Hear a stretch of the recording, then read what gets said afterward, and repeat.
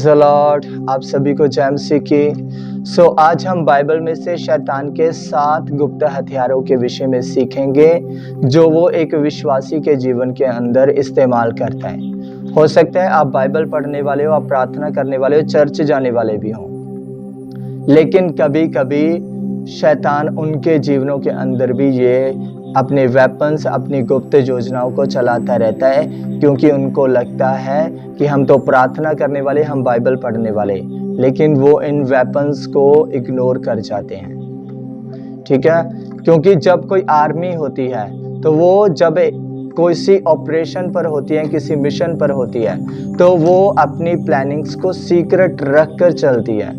इसी तरह से शैतान की आत्माएं अपनी प्लानिंग्स को सीक्रेट रखकर एक व्यक्ति के जीवन के अंदर कार्य करती रहती हैं। अगर आप बाइबल में से देखो तो न्यायों की पुस्तक के अंदर समसून की कहानी हमें मिलती है। तो बाइबल में लिखा है फिलिस्ती कभी भी उसका सीधा सामना नहीं कर पाए, कभी उसे हरा नहीं पाए अपने हथियारों से। तो उन्होंने एक सीक्रेट प्लानिंग बनाई और उनका सीक्रेट वेपन था दलीला। इसी तरह से शैतान जब तुम्हारा सीधा सामना नहीं कर पाता, वो समझता है, जानता है कि तुम प्रार्थना करने वाले व्यक्ति हो, बाइबल पढ़ने वाले, चर्च जाने वाले, तो वो अपनी सीक्रेट प्लानिंग्स तुम्हारे जीवन के अंदर लेकर आता है, जिनके द्वारा वो तुम्हें पाप में फंसाता है। क्योंकि बाइबल में लिखा है उन्होंने उस सीक्रेट वेपन के द्वारा, सीक्रेट प्लानिंग के द्वारा समसून को गुलाम बनाया। तो शैतान भी आज भी ऐसे ही करता है। ठीक है, लेकिन अगर आज आप उन सीक्रेट वेपन्स को, उसके को पहचान लेते हो, तो उसकी कोई योजना तुम्हारे जीवन के अंदर कार्य नहीं कर पाएगी। हालेलुया। तो उनमें से जो सबसे पहला वेपन है, सीक्रेट वेपन 7 में से, वो है धोखा। शैतान एक विश्वासी के जीवन के अंदर धोखे के साथ एंटर करता है, उसको धोखे में डालता है। धोखे का मतलब क्या है?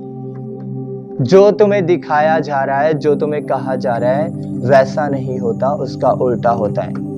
अगर हम उत्पत्ति की पुस्तक उसके अध्याय 3 के अंदर देखें तो शैतान हवा के पास आकर उसे कहता है कि जिस दिन तुम इस फल को खाओगे तुम परमेश्वर के समान हो जाओगे। क्या वो परमेश्वर के समान हुए? नहीं, उल्टा वो अदन की वाटिका से निकाल दिए गए। तो यही शैतान का धोखा है। शैतान कहता है अगर तुम ऐसा कर लोगे तो उसका रिजल्ट ऐसा निकल आएगा। अगर तुम ये कर लोगे तो तुम सुखी हो जाओगे। अगर तुम थोड़ी सी ठगी मार लोगे, थोड़ा सा झूठ मार लोगे, थोड़ी सी फेरा फेरी कर लोगे, तो तुम्हारे जीवन के अंदर थोड़ी सी शांति आ जाएगी, ऐसे सेटलमेंट हो जाएगी तुम्हारी। तो ये क्या है? धोखा। हालांकि उसके साथ कुछ नहीं होता, सेटलमेंट नहीं होती, उल्टा परमेश्वर का श्राप आ जाता है। तो शैतान एक विश्वासी के जीवन के अंदर धोखा लेकर आता है और हमें उसके धोखे को पहचानना है। कैसे पहचानते हम? परमेश्वर के वचन के द्वारा। हवा और आदम परमेश्वर के वचन पर टिके नहीं रहे, जिसके कारण वो धोखे में आ गए और परमेश्वर के समान नहीं हुए, उल्टा अदन की वाटिका से निकाल दिए गए। ठीक है। दूसरा जो पॉइंट है वो है झूठ बोलना। बाइबल में लिखा है उत्पत्ति 3 में ही कि शैतान ने हवा से कहा कि तुम कभी नहीं मरोगे, अगर तुम इस फल को खाते हो तुम कभी नहीं मरोगे। तो क्या वो मरे? मरे वो। लेकिन शैतान ने उनको झूठ बोला कि तुम मरोगे नहीं। इसी तरह से शैतान बोलता है, एक व्यक्ति के जीवन के अंदर झूठ लेकर आता है कि तुम जो मर्जी करो, चाहे फोन पर कुछ भी देखो, चाहे जो मर्जी करो, बाहर अंदर सीक्रेटली, किसी को कुछ पता नहीं चलेगा। लेकिन बाइबल के अंदर लिखा है कि जो भी मनुष्य काम करेंगे, चाहे वो अंधकार में किए जाएं, वो उजाले में प्रकट होंगे।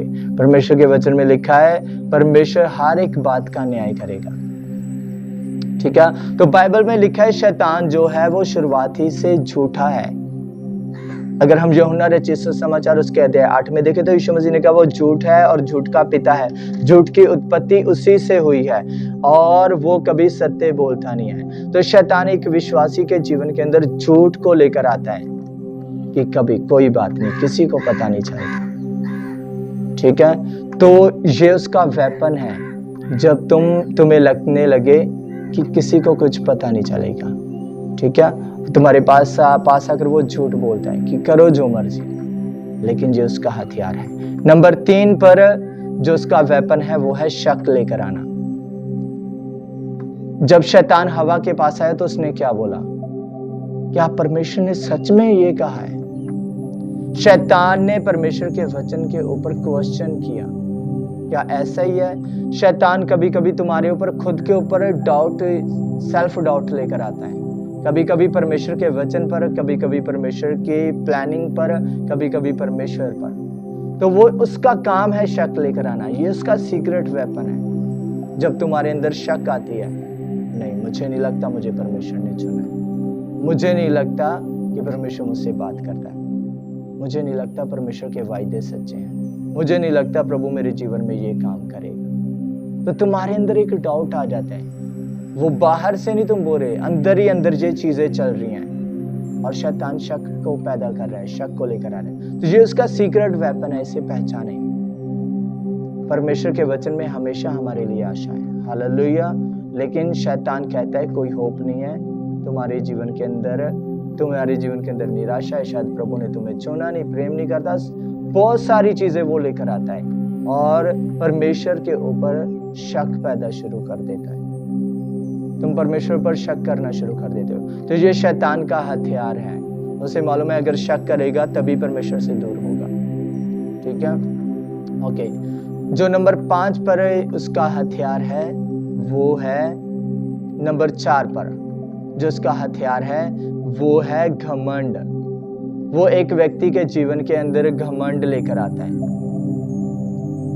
क्योंकि बाइबल के अंदर लिखा है शैतान को कैसे गिराया गया, क्यों गिराया गया? घमंड के कारण। उसके अंदर घमंड था, आज भी वो घमंडी है। तो वो एक व्यक्ति के जीवन के अंदर घमंड लेकर आता है। जब एक व्यक्ति के अंदर घमंड आ जाता है तो धीरे धीरे वो परमेश्वर का भी सामना करना शुरू कर देता है, परमेश्वर का विरोध करना, परिवार का, लोगों का, सेवकों का, हर एक चीज के अंदर वो विरोध करना शुरू कर देता है। क्योंकि विरोध कहाँ से आता है? घमंड से। अगर तुम्हारे अंदर घमंड नहीं है तुम विरोध नहीं करते, ठीक है। तो वो अलग अलग प्रकार का घमंड लेकर आता है, कभी नॉलेज का, कभी पैसे का, कभी खूबसूरती का, कभी पोजीशन का, अलग अलग घमंड लेकर आता है शैतान एक व्यक्ति के जीवन के अंदर। और ये शैतान का सीक्रेट वेपन है। बाइबल में लिखा है गिरने से पहले क्या आता है? घमंड आता है, ठीक है। तो ये हमने 4 वेपन्स उसके देख लिए, 4 हथियार, गुप्त हथियार। नंबर 1 वो क्या करता है? धोखा लेकर आता है। नंबर 2 झूठ बोलता है। नंबर 3 शक लेकर आता है। नंबर 4 के ऊपर वो क्या करता है? घमंड लेकर आता है। नंबर 5 वो निराशा को लेकर आता है एक व्यक्ति के जीवन के अंदर। निराशा उसका सीक्रेट वेपन है। जब हम सीक्रेट बोल रहे हैं तो वो अंदर ही अंदर चल रहे हैं। हमने एक वीडियो के अंदर देखे थे शैतान के 7 हमले। जो हमले होते हैं वो बाहर से दिखाई देते हैं, ठीक है, अटैक्स। लेकिन जो सीक्रेट वेपन्स होते हैं, सीक्रेट अटैक्स होते हैं, वो बाहर से दिखाई नहीं देते, उनका रिजल्ट आते हैं एक समय के अंदर, लेकिन वो अंदर ही अंदर धीरे धीरे काम करते रहते हैं, ठीक है। तो नंबर 5 पर है एक व्यक्ति के जीवन के अंदर निराशा को लेकर आना।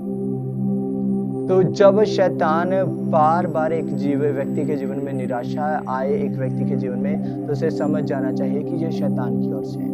अगर हम देखें राजाओं की पुस्तक में तो एलिया ने 450 नबियों का सामना कर लिया, उनको मार डाला, स्वर्ग से आग उतार दी। लेकिन उसके बाद एलिया के जीवन के अंदर निराशा आ गई और वो परमेश्वर से कहता है प्रभु मेरा प्राण ले ले। कहां से आई?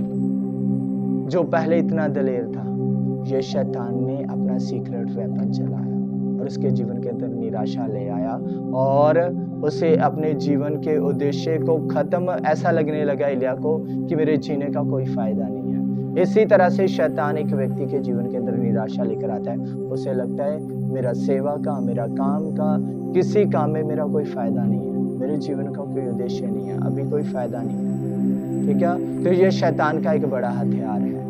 बाइबल में लिखा है मसीह में हम जयवंत से बढ़कर हैं, हालेलुया। सो परमेश्वर के पास हमेशा हमारे लिए आशा है, ठीक है। और नंबर 6 पर जो उसका हथियार है वो है लालसा। वो एक व्यक्ति के जीवन के अंदर लालच को लेकर आता है।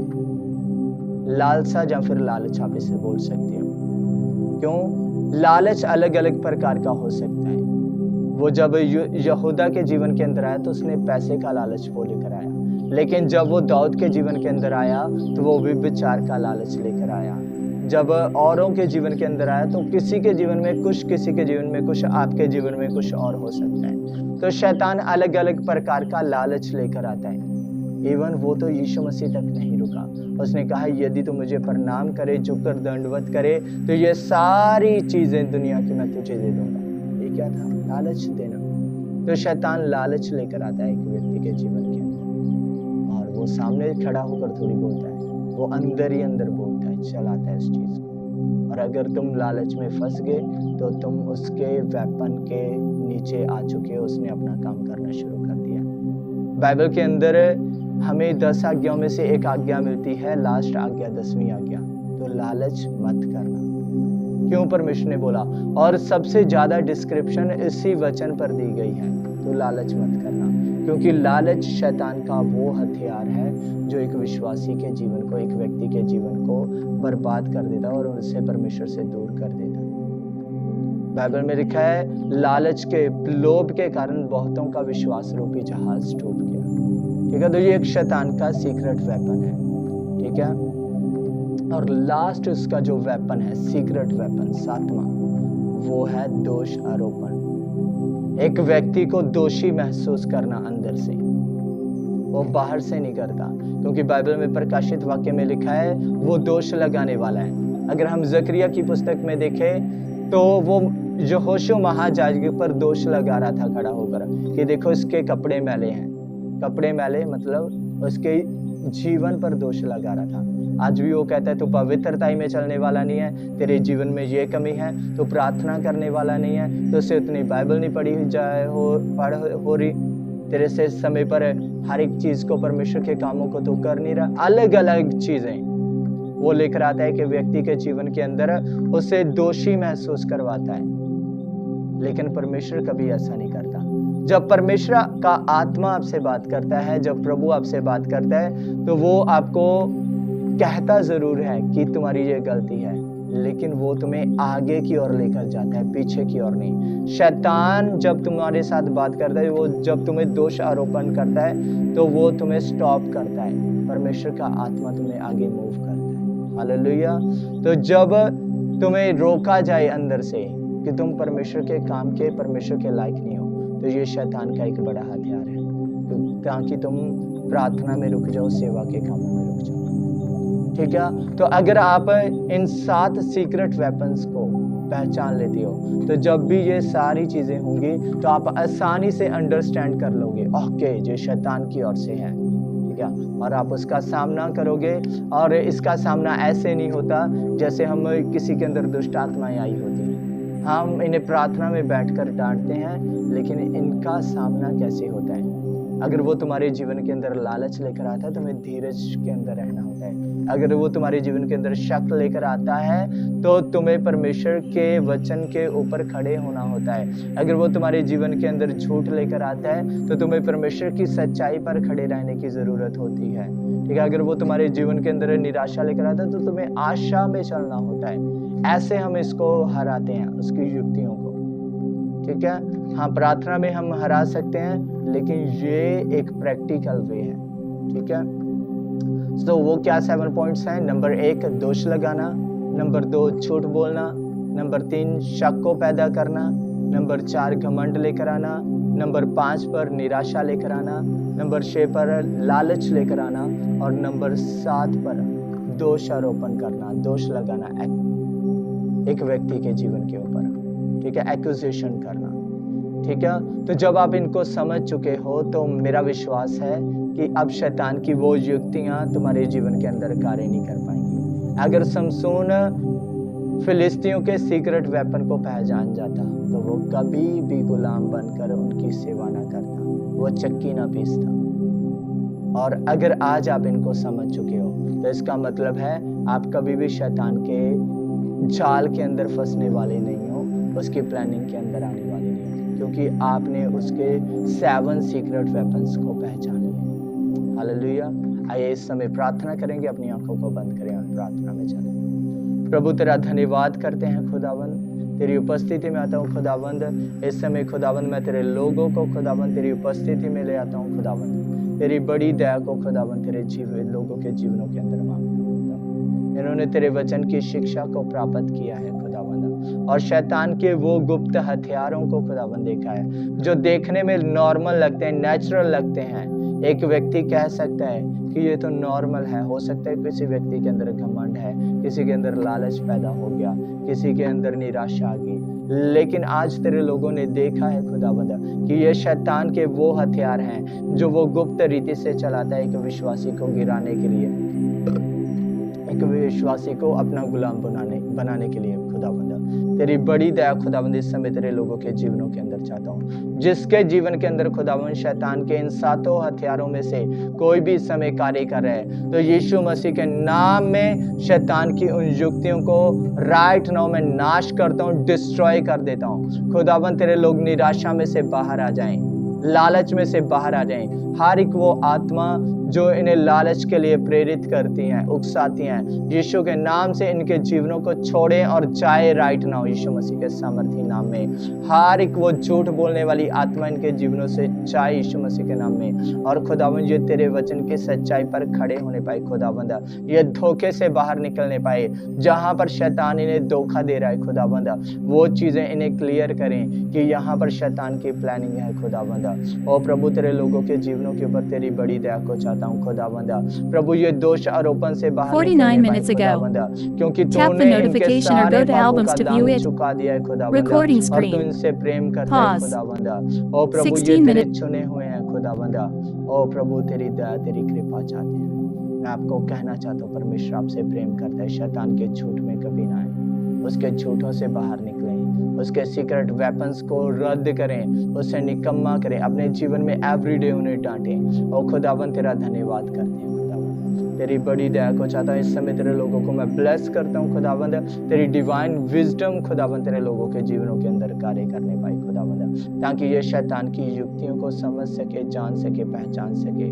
खुदावंद तेरे वचन में लिखा है कि शैतान को अवसर ना दो, क्योंकि हम उसकी युक्तियों से अनजान नहीं खुदावंद। आज खुदावंद इस समय तेरे लोगों ने तेरे वचन में से खुदावंद शैतान की युक्तियों को जाना है खुदावंद, और अब ये अनजान नहीं खुदावंद, ये शैतान की युक्तियों को समझकर खुदावंद उसका सामना करने पाए और विजय को प्राप्त करे खुदावंद।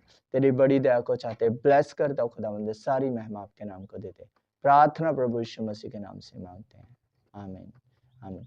सो प्रभु आपको आशीष दे, प्रभु आपको छुटकारे के अंदर चलाए, विजय के अंदर चलाए, ठीक है। सो मिलते हैं नेक्स्ट वीडियो में, तब तक के लिए मे गॉड ब्लेस यू। प्रभु आपको आशीष दे, बरकत दे, आपको संभाल कर रखे। सबको प्रेज द लॉर्ड, जय मसीह की।